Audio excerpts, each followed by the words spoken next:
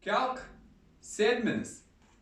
44 kortelė. Patogiai randame savo vietą.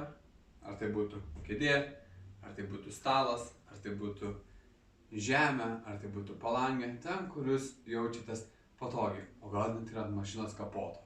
Viskas gerai, stabiliai ant jos atsisėdame, įsipatoginame.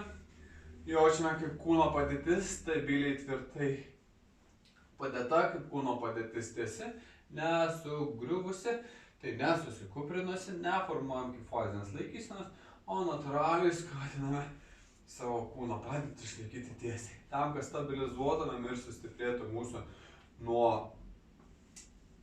sėdėjimo, nuo trumpėjimo keturgalių ir nuo silpnesnė presinė dalis, mes jos pajunginėsime. Tai pagal savo galimybės pasižiūrime, kur esame, pasižiūrime, kiek galime iškelti 20%, 100% kojas pakelime, tai kiek jūs šiandien galite iškelti, tiek jūsų šiandien galimybės yra. Viskas gerai, su kiekvienu kartu kartojant, audinys tik stiprės, jo galimybės didės, jėgos vis daugiau raumenukas turės. Tai šiandien iškeliam pagal savo galimybę 20, 30, 10 cm aukštį ir pasistebim kojas, kaip kyla vienas keliukas, kitas keliukas, vienas keliukas, kitas keliukas. Pažiūrime, ar keliate iš kelių, ar vis dėlto keliate iš raumenukų.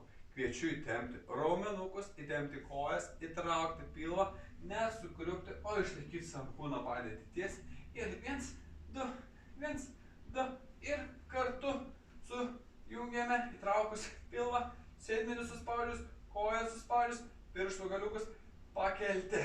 1, 2, 1, 2, 1, 2, 1, 2. Pagal savo galimybę atlikite aukštį amplitudėse kojas. Jauskite raumenis, nejauskite skausmo, jauskite sunkumą raumenyse. Kelk sėdmenis.